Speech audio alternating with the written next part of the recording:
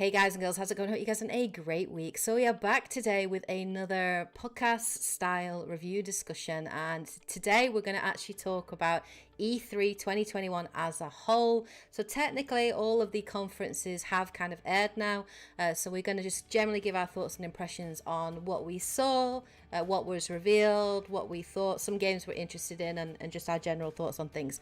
I'm going to start off just by introducing everybody here joining me on the stream today. So do you want to kick off, Fish? Hey, yeah, I'm Fish from Crack On Gaming, resident Nintendo nerd, and all-time geek. Awesome. Dante?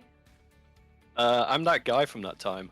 You may remember me from such videos as most of the stuff on Kate's channel, which is a bit silly. Mass Effect Millionaire, yeah. Dante was behind that genius thing, and he's done a couple of really good ones. He's also done the Comedy Codex on my Mass Effect lore videos, which are fantastic, so please go and give them a little bit of love and check them out. They're amazing. They're brilliant stuff. And Edge? This is Edge from Edge Plays. You may remember me from screaming like a wuss in Resident Evil, Resident Evil 2 Remake, Resident Evil 8, with the creepy baby monster. Yep. And other things like Monster Hunter and some JRPGs I've been playing recently. Yeah.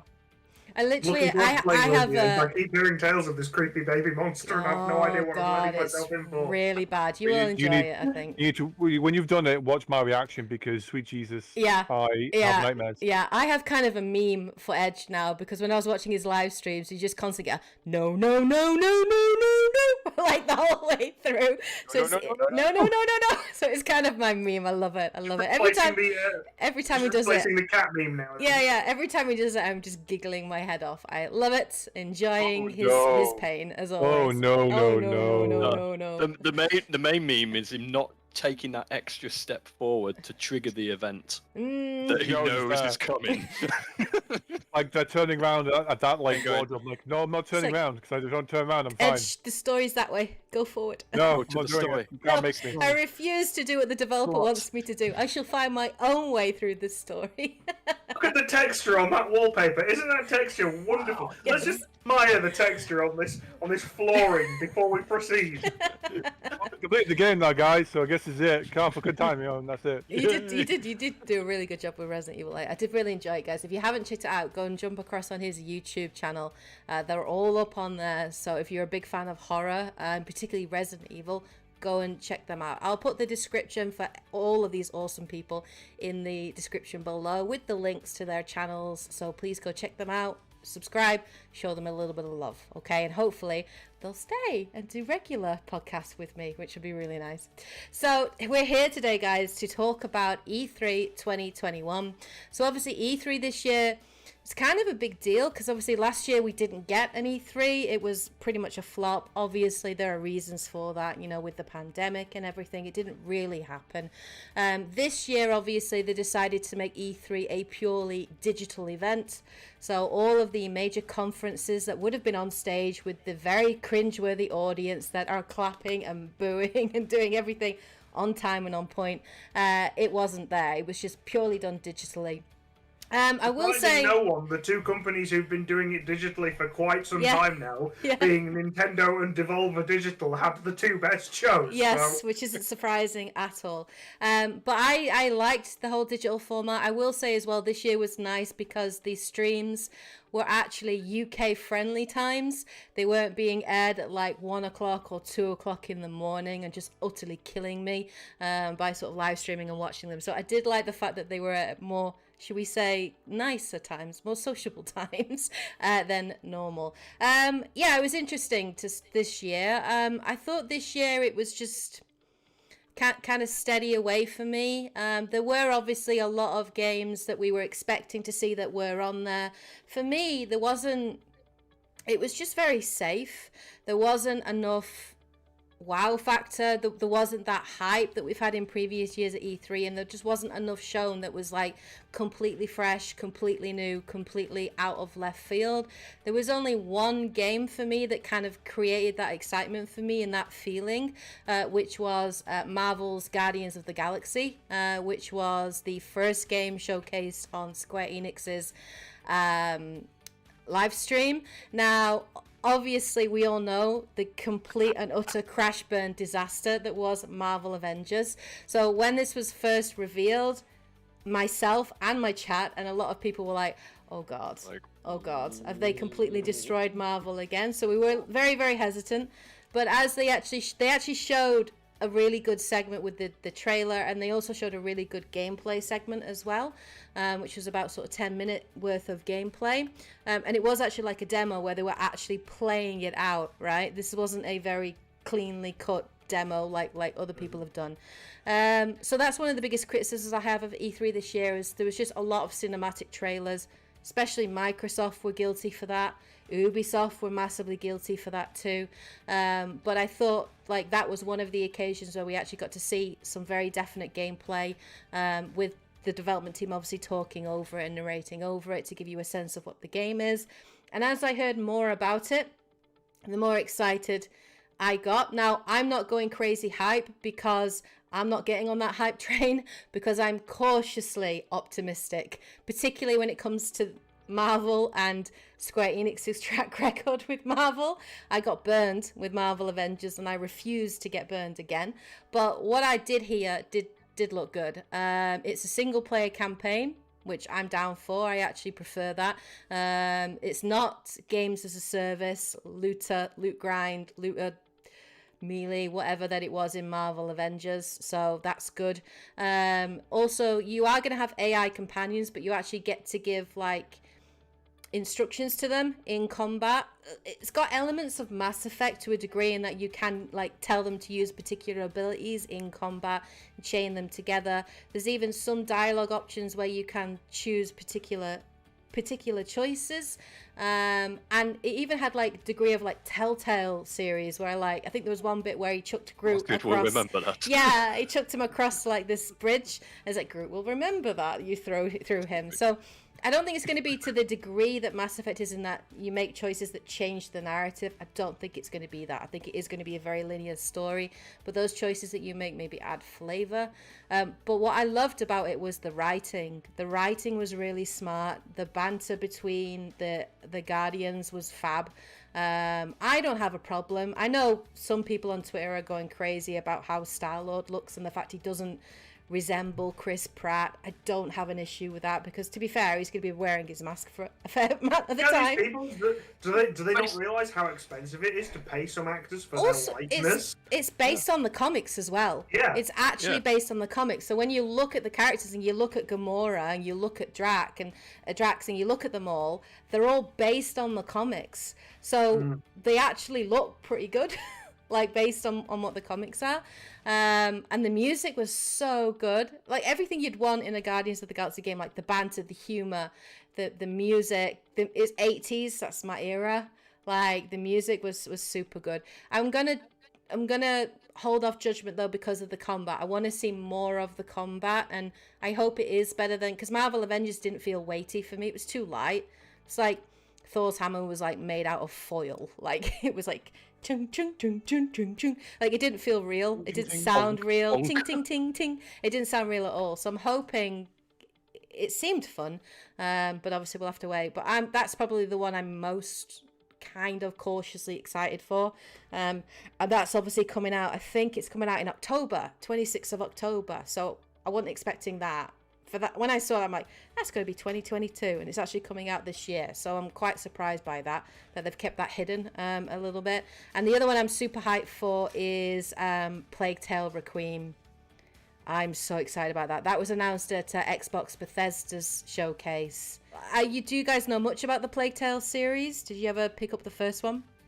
Didn't. I know you raved about it. I need to get loved back on it. Game Pass. Absolutely loved it. It is on Game Pass. I think it's just got put on there recently. So you can play it on PC. I think also all the consoles as well. So Xbox One, Xbox 360, not 360, Xbox One, Series X and S, and PC. It's fabulous. It's by a small studio called Asobo Studio. It's really cool setting. It's set in like 14th century France during the Black death. And the first game is called A Plague Tale Innocence, and you play this brother and sister, Amicia and her brother Hugo. And Hugo's got this kind of ability, and there are these rats. There's like stealth sections and puzzle sections, and it's really atmospheric. The game had no right being as good as it was, and I live streamed it, and it just hooked me in. And I wasn't expecting a sequel, because for me the story ended quite cleanly, quite sad, but quite cleanly. And so I'm like, where are you going to take this? Like, are you going to go travel France? Like, I don't know.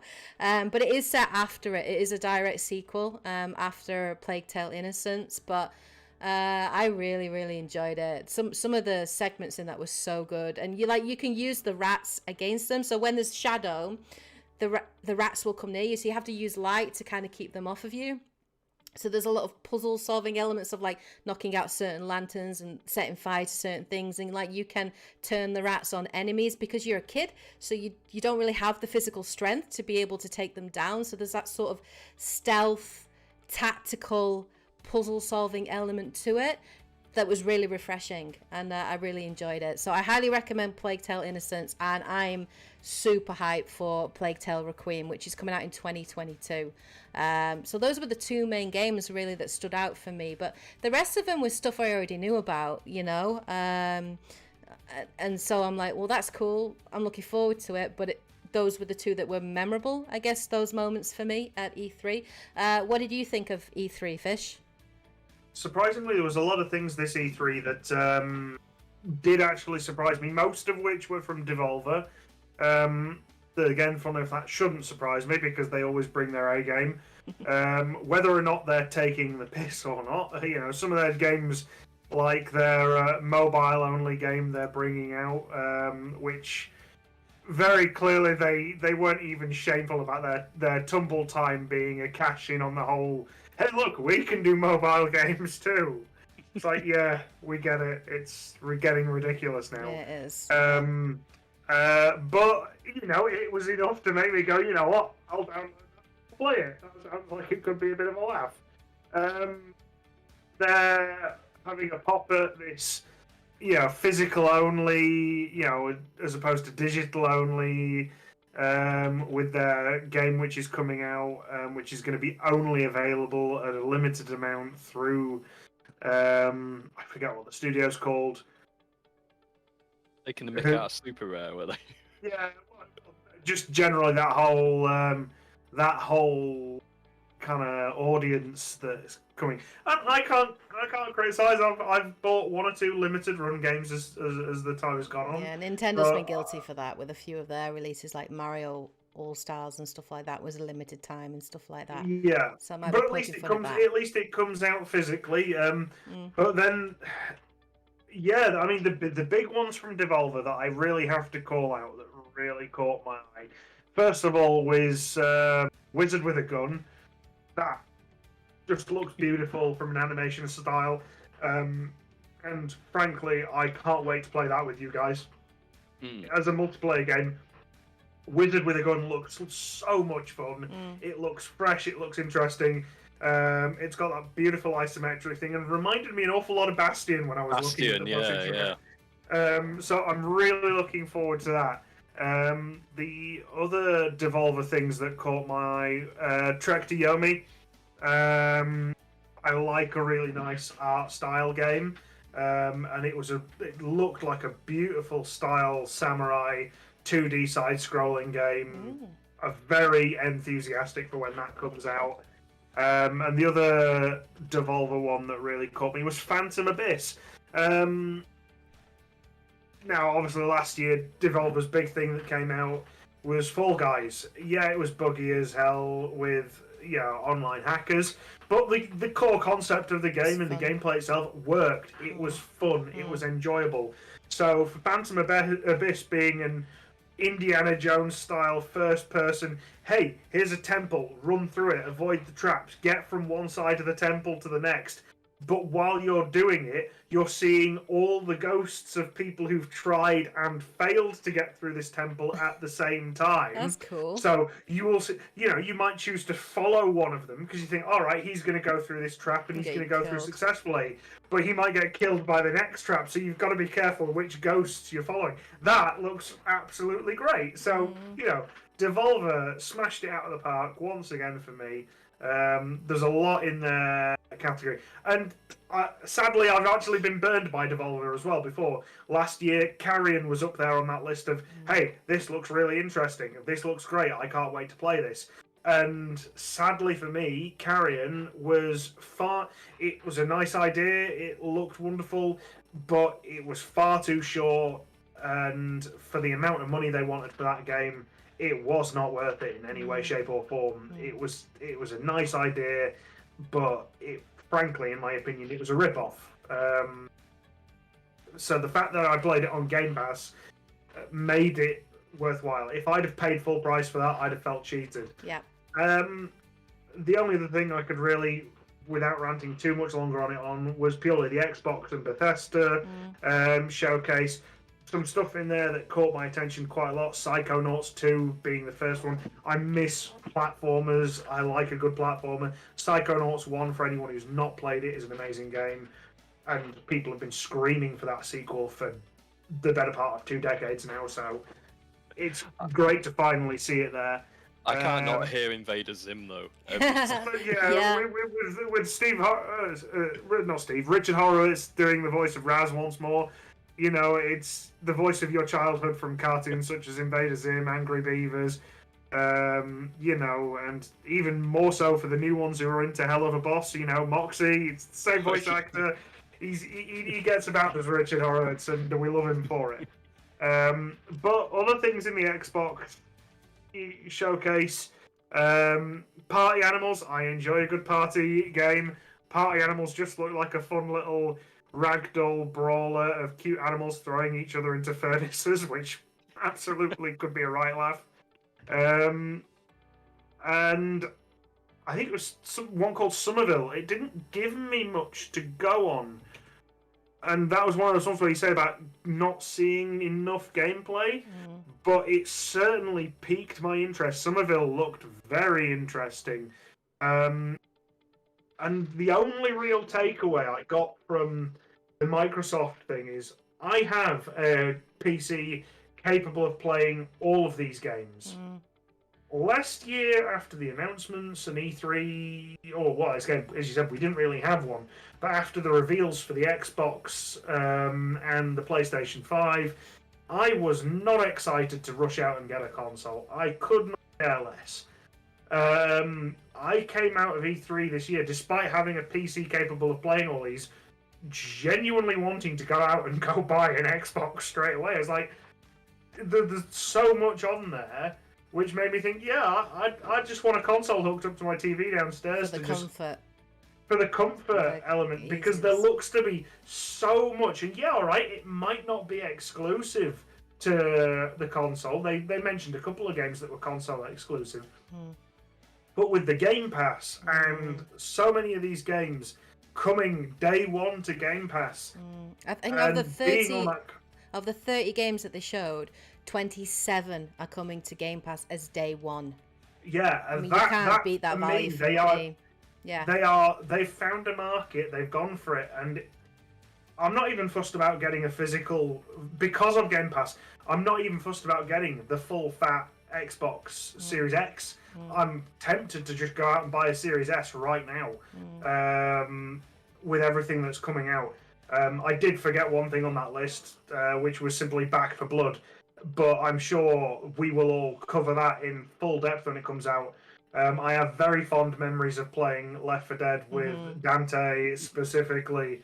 Our very first experience of Left 4 Dead was me in a helicopter, the two NPCs being absolutely destroyed by 2 tanks that appeared on the roof of No think I Mercy remember. Hospital. Yeah. And Dante running between me and the helicopter going, do I go back and save them? And me screaming at him saying, leave them, they're dead to us, get on this helicopter now. Because there were 2 tanks in between us and the NPCs. It's like, they're not going to survive, and if you go back for them, I'm not coming to help you. So I miss that gameplay. We've been wanting Left 4 Dead 3 for years.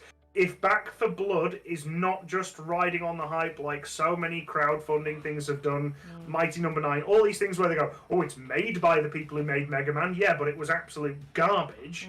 If Back 4 Blood can successfully recreate what Left 4 Dead left us with, I will be a happy person. It looks good. It does look like the Left 4 Dead 3 that people want.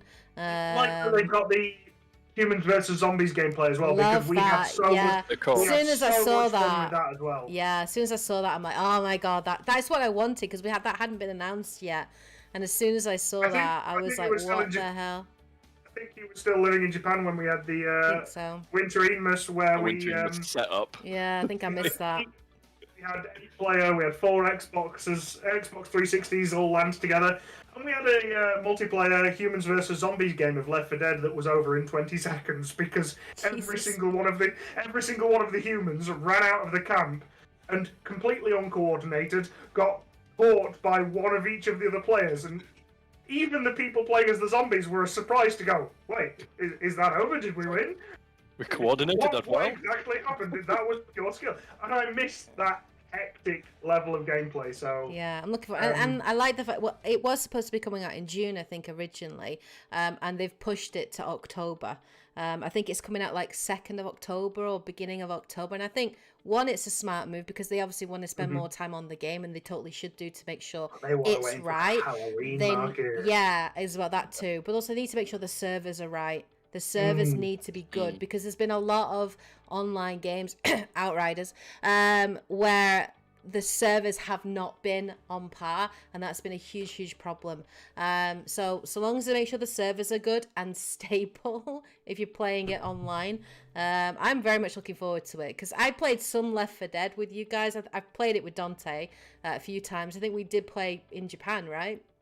To try and go through it, and I was like, yeah, like it's fun. So I'm really looking forward to Back 4 Blood, and it's a zombie game done right. You know what I mean? And unfortunately, there's a lot of zombie games out there that are subpar. So it's nice to hopefully have something really good. For me, like the Xbox showcase, the only other thing on there that I was excited for was The Outer Worlds 2. Confirming that there's going to be a sequel because I loved The Outer Worlds, the first one. It was like a really good RPG. It's by Obsidian. It's great. It was written so smartly. It was a nice little self-contained sort of RPG. It wasn't this whole 90-hour bloated mess of a game like you get with a lot of modern RPGs at the moment. So it's just a nice little self-contained like 30 to 40 hour RPG, but I'm excited to play the second one. There was a fair bit in there that was disappointing for me. Halo Infinite I'm not interested in at all. The whole free to play multiplayer, fine, that's cool, but I also have bells going off in the back of my head saying, oh, it's free to play, is it then? So you're going to be filling it chock full of microtransactions then, aren't you? So that's the concern I have with that being free to play. I honestly, for Halo, don't think they will. I think what they Hopefully will not. do, because I think with the Halo thing, where that will be free to play will be purely because they have such a huge market of people. They've built the Halo engine anyway. I think it was Halo ODST on the 360 that came out, and one of the discs in the game was purely just the ability to play with people who bought Halo 3 on multiplayer and multiplayer only. Okay. Halo has such a large following of people who just aren't even interested in the single player story. Yeah. They just want to play it multiplayer. So they've got the game engine, they've made it. So if it drums up hype for the game. I will say that the multiplayer looked good. It looked better than, because I played Halo 5 Guardians, and the multiplayer in that was just, it just wasn't, it didn't do it for me. But the multiplayer, it did remind me of like more old school multiplayer Halos where it's just crazy, vehicles and people flying and people in tanks. And, you can go in pairs and groups, and it can just be fun and a bit chaotic and just a bit mad.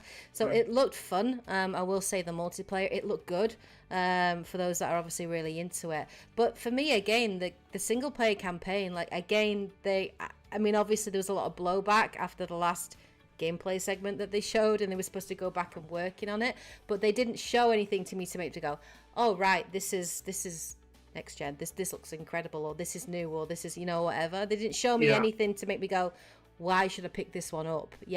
And what makes this one next gen or new, other than this whole obsession with 4K 120 frames per second.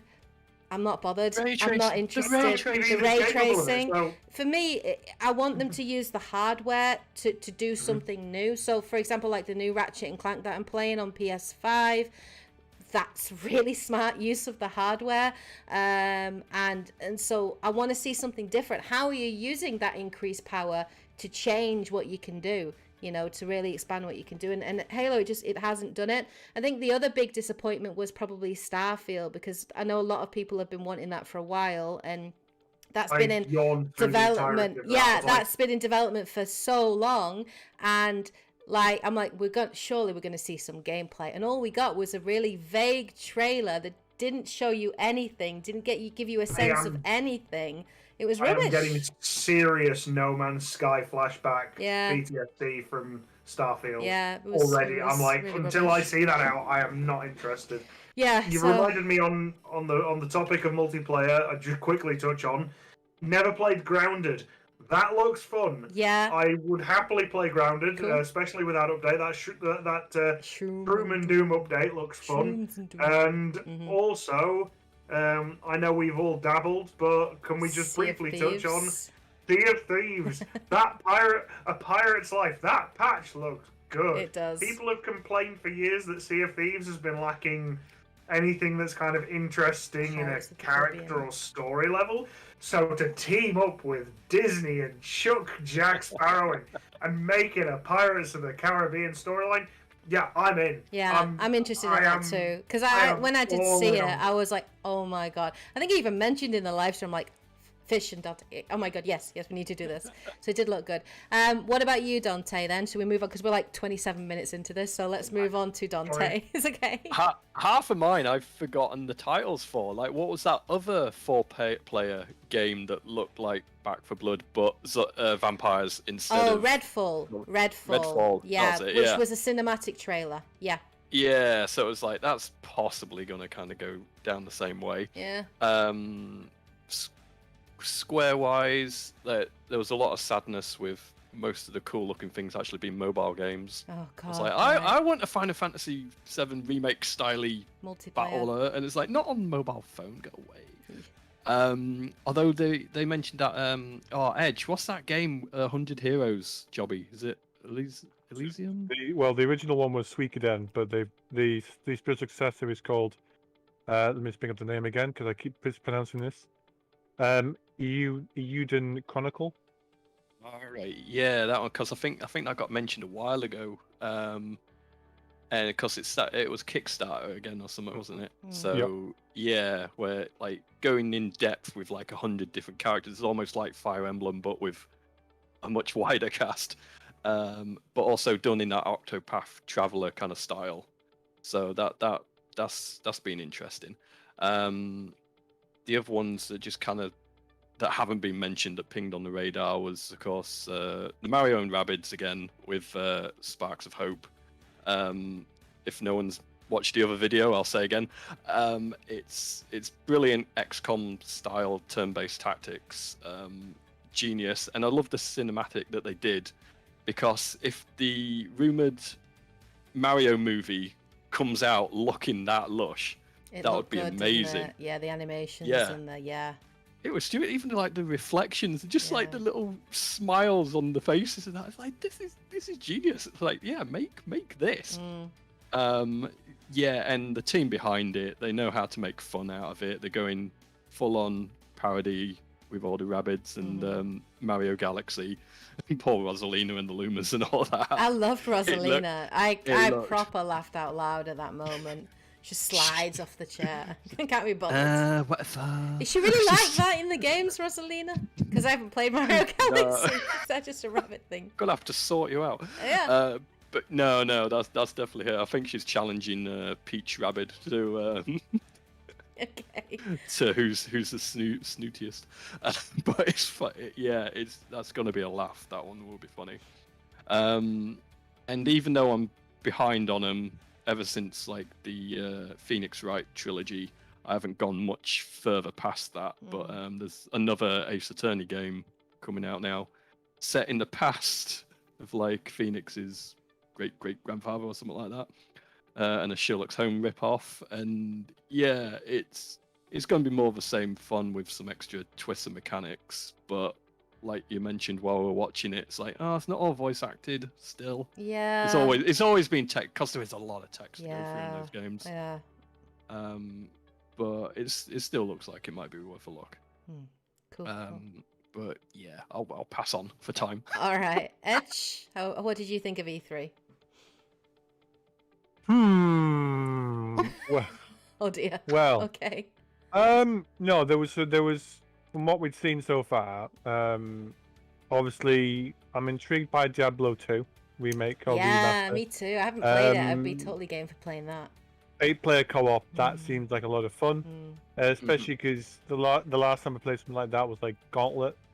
So we'll see how it works with this one. And you know, I've got Divinity Original Sin, which is a similar kind of on-camera angle, which I've been enjoying recently. Grounded again, yeah. What Fish mentioned from Crack On.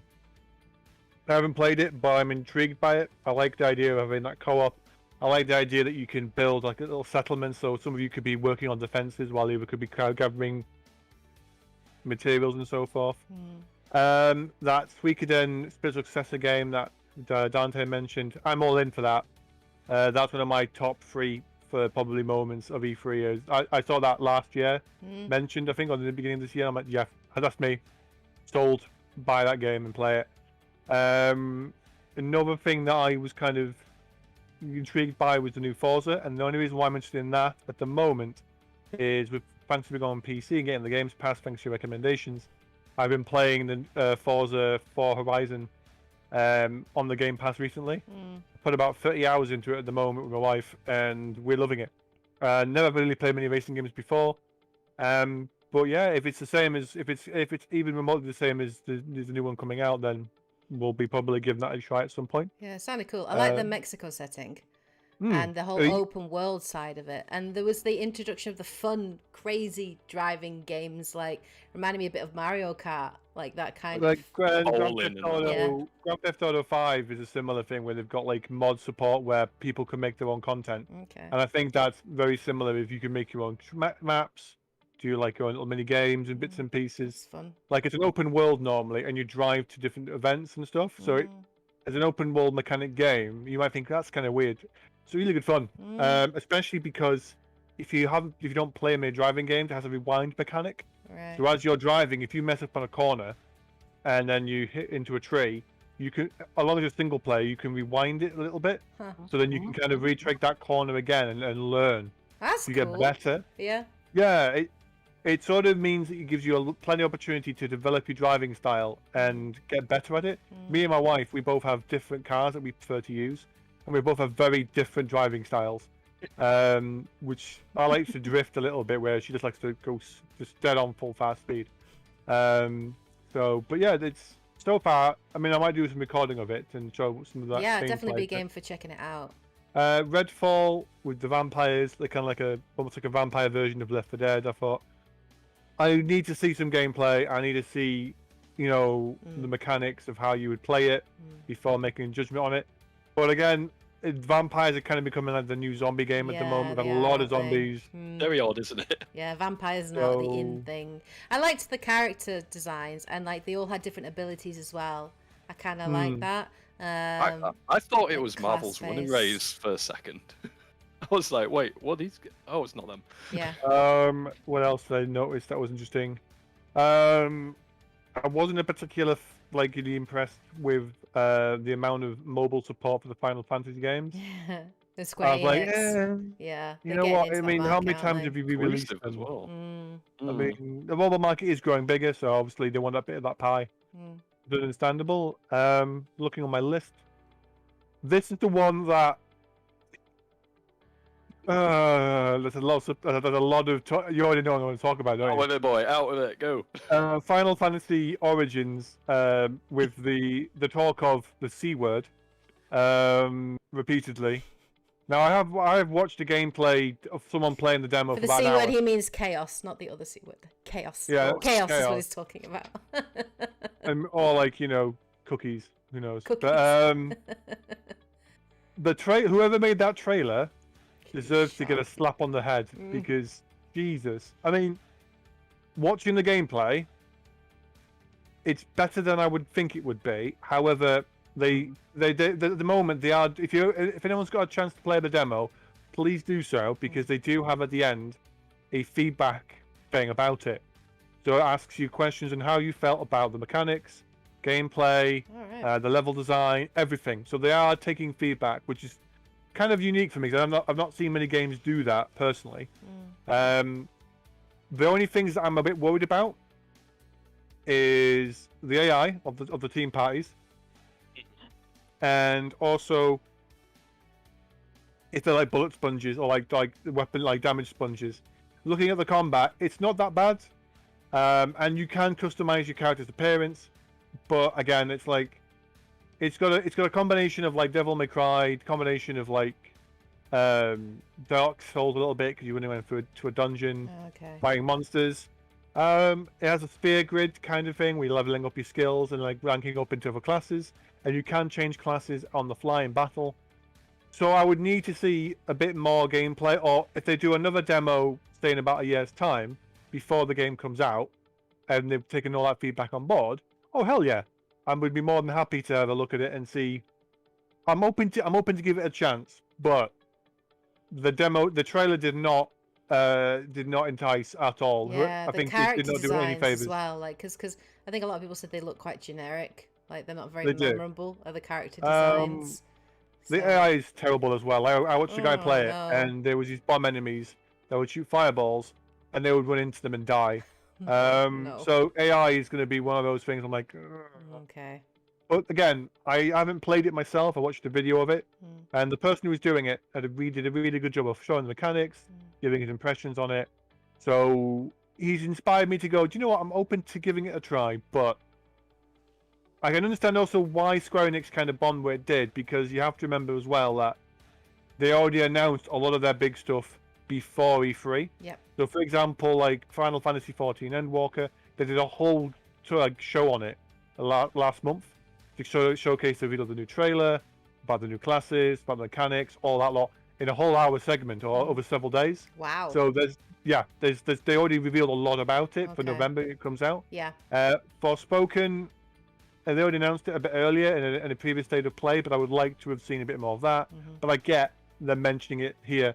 I think they're keeping it back until a big press event later down the year, because I think at the moment a lot of people are kind of keeping stuff back to sort of push a certain time of year. At the moment, it's dickish probably, but they've already like showcased a lot of their stuff in other streams or other events. So I think might be as well, because is that one going to be next gen only? Forsaken.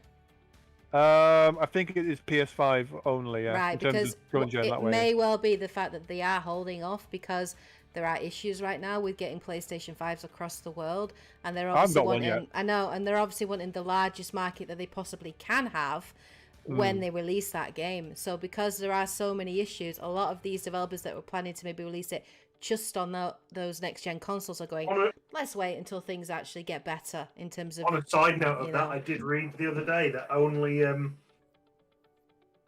1 in 3 games for the PlayStation 5 are being bought with the console. So that means that 2/3 of the console market is still being bought by scalpers as well. Yeah, which is a big problem. What we haven't mentioned obviously Ubisoft, because obviously Ubisoft, for them, I wasn't overly blown away by Ubisoft this year. I'd say it was just the Rabbids game. That was just the the only... Rabbids game. Yeah. What are your thoughts on that new Avatar game? You think it's 10, 12 years too late? Like, or do you think they're trying to cash in on the movie that supposedly is supposed to be coming out in 2022, but when we're going to see that is beyond me. What do you think? I take it this is the James Cameron Avatar, the blue people, not yeah. not the Avatar. Airbender, which would be awesome to do a game on Avatar: The Last Airbender. No, it's the blue people, yeah. But I don't like the decision, because apparently it's going to be played in first person. I don't like that decision. Really I wasn't overly that interested in it. Far Cry 6, obviously we saw more about that. Yeah, it looks fun, but we already know a lot about it. Ubisoft just didn't show anything like remotely new. Rainbow Six Extraction looked mediocre at best. It looked like it should be DLC edition rather than its own self-contained game. Yeah. That's not a £60 game or a £50 game. Well, that is I've a been more £20 expansion, if that. Like, as the days has gone on and you've seen the different showcases, yeah. and then we watched Nintendo's just recently, it's like, as soon as you see something a bit better, you might go, oh my god, that was amazing. It's like, no, you've got to keep your like expectations consistent. Like, if they did a good job, great, but it's like, it's one of those ones where I'm just like, well, I mean, I wasn't expecting much anyway this year. I used to be quite excited when it came to E3, but nowadays it just comes down to like Tokyo Game Show maybe, or just basic announcements, and then they kind of go from there really. I've been a PS4 like Sony console player with Nintendo for the last several years, and with PC now, I've been more playing older titles and kind of catching up on that. So for me, I've not really. I mean, the only games I'm looking forward to, which they haven't announced a bit more about, was Tales of Arise, which I know is coming out in September at the moment. Fingers crossed. I'm looking what are forward your to playing thoughts on that. Elden Ring? Any of you interested in that? In Elden Ring? Nope. No. Yeah, we're not massive Dark Souls people, are we? I know people have been wanting that for a while, but I know Josh would bite your hand off to play Demon Souls on your PlayStation 5. Right, okay. Yeah, that's the only thing he wants a PS5 for. He genuinely, I think he'd kill to play Demon Souls on the PS5. Which I hear it's very, very good. I'd be up for trying the games, but I've just not got around to it at all. Yeah. I mean, I got Sekiro and I really enjoyed Sekiro, but I never beat it. Yeah, I want to play that as well. I never beat it, but I do have it, so you can definitely borrow and check it out. So I think this year, I think because the way that a lot of development studios now, they're giving you information about games prior to these big events like E3. So whereas in previous years they would keep everything very quiet, everything very, very close to their chest, they wouldn't be doing these YouTube streams where they'd be showing you trailers or information. It's like they kind of revealed stuff before the event. Has anyone thought that potentially, and this might be me just going off on a tangent, but they're keeping quiet because of what happened with Cyberpunk last year? Like, they've got these games because of the hype. They're kind of going, because of all the hype that Cyberpunk created. It's still that hype is still there. I mean, again, I keep forgetting the name. Is it Starfield? Starfield, yeah. Yeah, which is this game, which they started that one particular section of the Xbox, showcase. They're like, oh, this is a game 25 years in the making. Everybody's been at the bit. I hadn't heard of it until this week. Where is this manufactured hype for something I only heard about this last week? And I don't particularly class myself as a gamer who lives under a rock. 25 years in the making.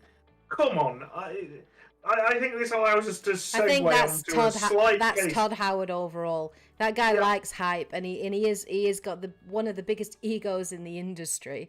Yeah, and it's 25 years in his mind. So it was his baby, it's his creation. And maybe 25 years ago, that's when he had the idea for it. Just get over yourself. I'm sorry. It's one thing, and again, Devolver hit the nail on the head with this forced hype that the industry has now.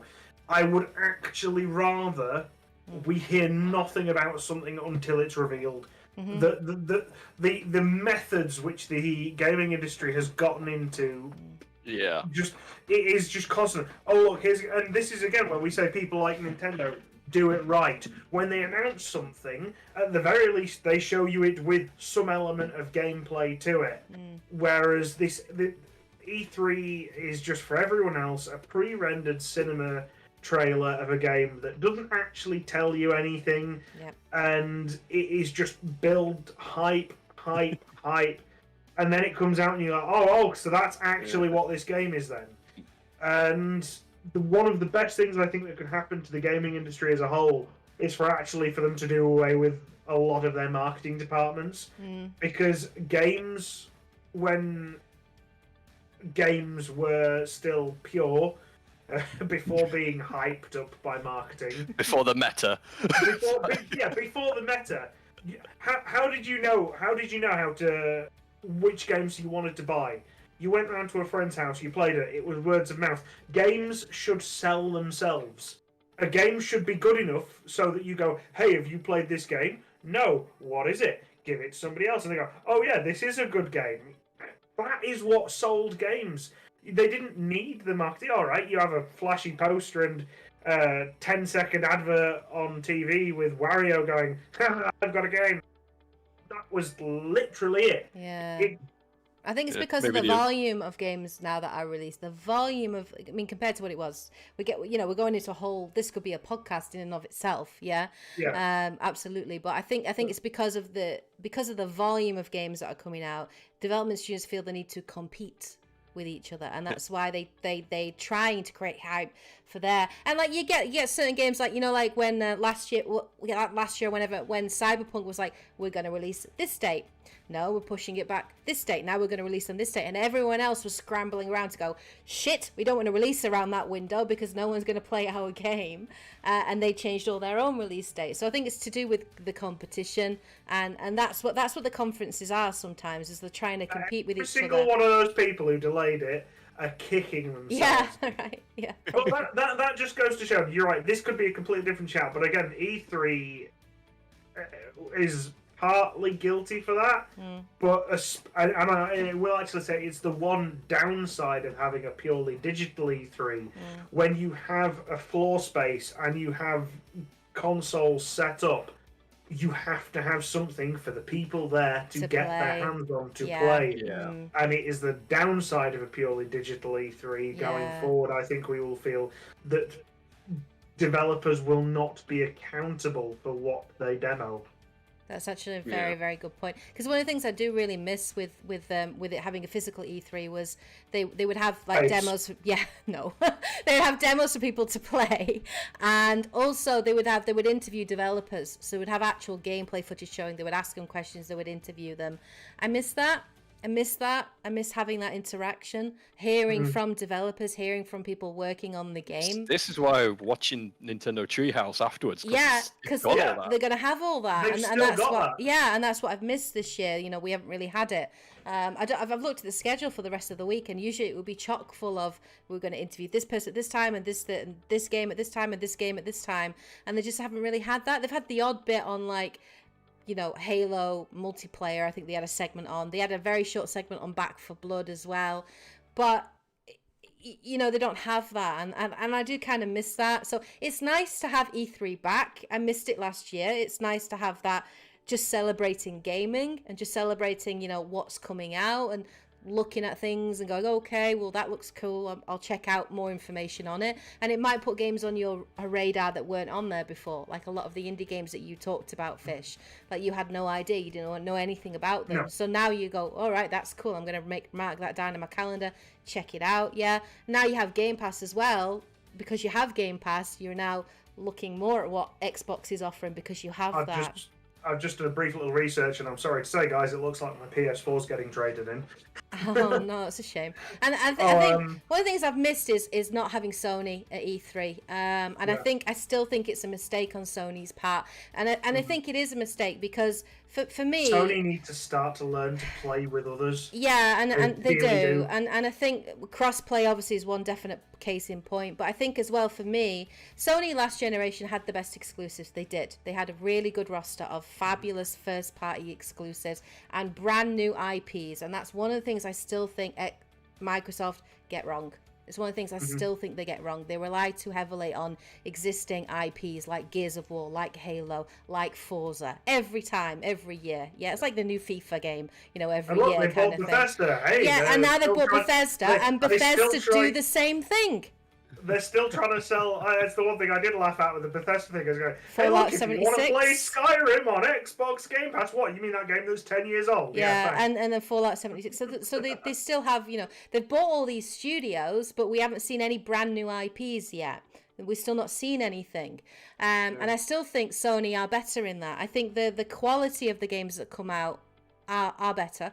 You know, Ghost of Tsushima, Spider-Man, God of War, Horizon, the new Horizon Forbidden West looks amazing. Returnal was really fun, fabulous. The new Ratchet & Clank is awesome, really enjoying it. Demon's Souls. There are very definite new IPs that come out. What I will say is I think that PlayStation's business strategy is all wrong. Because they're now charging $70, £60, $70 for their PlayStation 5 games. And when you stack that up compared to Xbox's Game Pass, like the difference and the fact that all their new games are going to come out on Game Pass day one, like Sony need to bring something to the table. Game Pass, it's like, hey, I pay 70 quid. Yeah, because now got 7 months worth of games to play whatever I damn well want. Yeah, so I think Sony not being there, I still think is bad. I think they still need to be going, we're here, this is what's coming out, you know, this is our window on things here. What I will say is what I think Sony's done right is their state of plays have been interesting because they've been a state of play exclusively on like one game. Here's 20 minutes just purely looking into this game. You know, 20 minutes on Horizon Zero Dawn, showing us a very clear demo gameplay played through. Obviously, it's recorded, as we all know. They want to show the best bits and everything, but it is key gameplay. Yeah, and I still think they do that really well. And I think to a degree, they're almost taking a leaf out of Nintendo's book in the fact that Nintendo Direct have special Nintendo Directs purely on their next Pokemon game or their next Fire Emblem Three Houses, and they've done that very well. I think Sony are starting to do the same thing all year throughout, but I still think they need something at E3. Yeah, you know, even if it's just a 40-minute kind of direct like what Nintendo do, they still need to be there. They still need to have some kind of presence, because if they don't and they stay silent, people are going to do exactly what you said there, Fish. They're going to be like, right, well, I have to choose that next console, and because of the Game Pass and because of all these games that are coming out now, they've got Bethesda on there, now that they've got the EA Play on there, they've got all these games. Why wouldn't I get an Xbox and have that in my living room? The Game Pass is fabulous value for money. Even if you get the Game Pass Ultimate, which has got, it's like £15 a month, I think, $14.99. Like $10.99. Is it $10.99? I thought, it's $15. It's $15, so it's actually cheaper. Well, not cheaper, but you know, because of the $10.99. Yeah, that's great. And then you get the PC Game Pass plus the console Game Pass, and you get Xbox Live, and you also get access to cloud gaming as well, so you can stream and play. So yeah, it's great. I think. Yeah, it's a no-brainer. It's a no-brainer, and I think PlayStation, I think they, if they don't do something, they're gonna start to get burned, is what I'm thinking into this next generation. They really need to start looking at their business model, because they're still, in terms of their business model, they're living in the past. I love the console gaming, and PS5. I want to buy it because all my games are on PS4 and they can come across. That's the only reason why I would buy a PS5 at the moment. But yeah. It's like a game of tennis, going back and forth. Yeah. One person does really well one generation, then it's the other one kind of. To a degree, I don't want one to win over the other. I want them to learn. I like competition, but I want them to learn from each other. So healthy competition means only benefits the consumer. Yeah, like I think that Xbox should learn from Sony and have better first-party games out there by your studios that you spent all this money to acquire. But I also think that the Game Pass is genius. I think it's a fabulous value for money, and it's so consumer friendly, and I think that PlayStation could be more consumer friendly in that way too. So I want great games on both platforms for plenty of variety, but I do think they need. I think Sony needs to be a little less stubborn, and I think Microsoft need to get onto their first party studios and say, all right, what have you got to offer? You know, and give me something new, give me something different, a brand new IP, I think Microsoft still rely very heavily on older franchises, and I think one of the good things with Sony is they've taken risks in last generation with brand new IPs, and those risks have paid off. So that's why I'm excited, you know. But then those franchises are going to have the next one. We're going to have the next Horizon. We're going to have the next Spider-Man. We're going to have the next Ghost of Tsushima, probably, where it goes to Japan. Nintendo tank. Next time Nintendo do something really stupid, because they will, that's when you buy their shares and then wait for the next Nintendo Switch to come out. Yeah. So anyway, but we got a little bit off on tangent on our conversation, but that's fine. You know, it was sort of connected to E3. So those are generally our thoughts. Is there anything anybody wants to add in last about E3, or have you said everything that you wanted to say? I just want to give extra points to the guy that wrote the script for the teaser for Outer Worlds 2. Yeah. I love Obsidian. I love Obsidian's humor. They've got such great. That's why I love Outer Worlds. We were talking meta earlier. It's like, yeah, that. Say the same for the guy who wrote the script. Yeah. I'd say the same to the person who wrote the script for the Grounded. Obsidian, same studio, Yeah. same studio that did Grounded, did Outer Worlds. It's Obsidian. Right. It's the same development studio.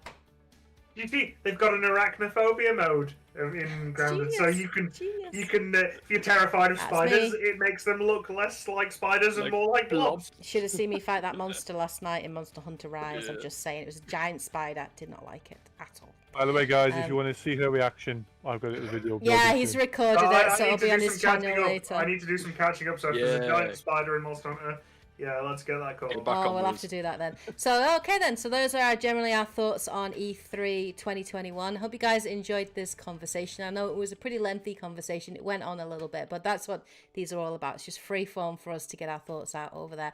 Let us know what you guys thought of E3 this year in terms of the different conferences. How would you rank them? What were the standout moments for you in E3? What were your disappointments? Please share those in the comment section below. Let's get a conversation going, guys. Don't forget to like the video as well, subscribe, follow the channel, all that good stuff. Just to finish off then, everybody, thank you for joining me today. Can you all tell them all where they can find you on the World Wide Web? Fish, you start off. So you can find me on YouTube in a budding channel there. There's a couple of reviews, but nothing huge. It's going to slowly evolve into Let's Plays with Dante and anyone else on here who wants to do a Let's Play at any point. Do more reviews. You're really good at that. He's really good at reviews. Also, I need to crack on Kraken. So once we can start socialising a bit more, we might even be playing multiplayer games while we get drunk on Kraken rum. So, you know, that's the thing. You can also find me on Twitch, where I stream on Tuesdays and Thursdays, sometimes at a weekend if I've got something interesting. Currently, we're playing Sonic Heroes, and I am also on Twitter. Cool, awesome stuff. Dante?